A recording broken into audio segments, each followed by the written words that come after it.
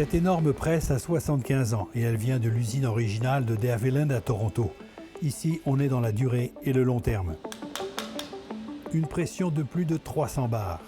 4,400 PSI. John Punch nous montre fièrement une des dizaines de milliers de pièces d'un bombardier d'eau qui ira quelque part dans le fuselage. I would say fuselage. I'd have to look it up, but I'd say fuselage. And then you can see by the diagram, the angles are correct. C'est ici à Victoria, dans la filiale Viking, que se fabriquent toutes les pièces des avions de De Havilland et entre autres des fameux Canadair, dont les droits ont été rachetés en 2016 à Bombardier. Des pièces de rechange pour des appareils qui ont parfois plus de 40 ans et maintenant les toutes premières pièces du nouveau DHC 515, le successeur des CL 215 et 415. C'est ici dans ces structures que seront sous peu montés les éléments de carlingue du 515, qui seront envoyés ensuite pour assemblage final à Calgary. 85% des pièces du 515 seront les mêmes que ses prédécesseurs, les 215 et les 415, dit le vice-président Neil Sweeney. On ne veut pas réinventer la roue. Nous voulons améliorer quelque chose qui fonctionne déjà très bien. De Havilland est donc en position de produire le nouvel avion dans des conditions idéales. Les Canadair ont connu beaucoup de succès. La demande est très forte maintenant. Alors que le climat continue à changer, pouvoir produire à nouveau un avion qui a déjà eu du succès nous permet de le mettre sur le marché plus rapidement que s'il fallait l'inventer complètement. Malgré ça, ce ne sera pas facile d'obtenir de nouveaux 515 alors que des feux de forêt exceptionnels, dans un contexte évident de réchauffement climatique, révèlent une grande pénurie de bombardiers d'eau.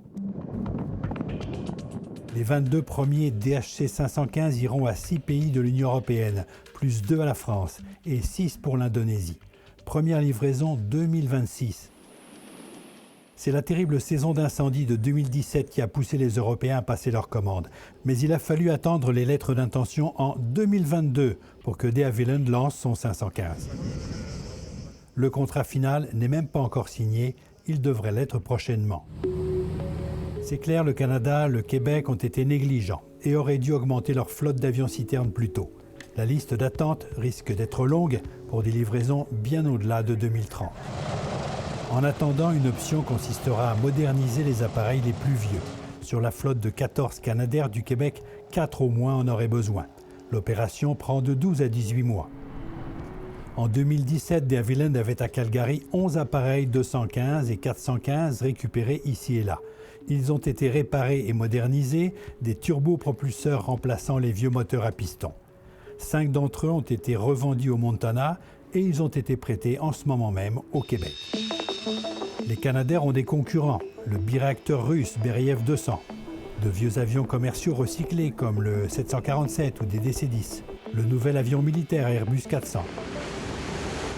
Mais aucun ne semble pouvoir remplacer les Canadair qui déversent au moins 2 fois plus d'eau que les autres, 700 tonnes par jour sur les terrains les plus difficiles. Il existe bien un projet belge prometteur, le Seagull, mais sur papier seulement, donc loin de la production.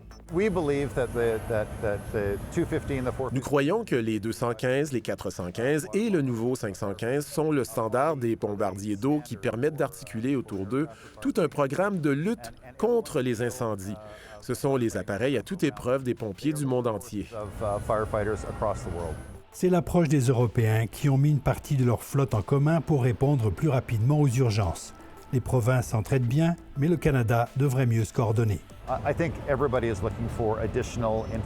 Tout le monde a besoin d'infrastructures et d'appareils supplémentaires. Faut-il un programme national de bombardiers d'eau ou bien plus d'avions pour chaque province? Peut-être, mais les politiciens doivent décider.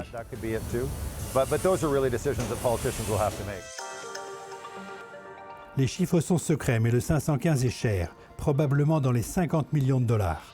Les pilotes et les techniciens sont rares, il est cher à opérer aussi, mais ils le sont tous.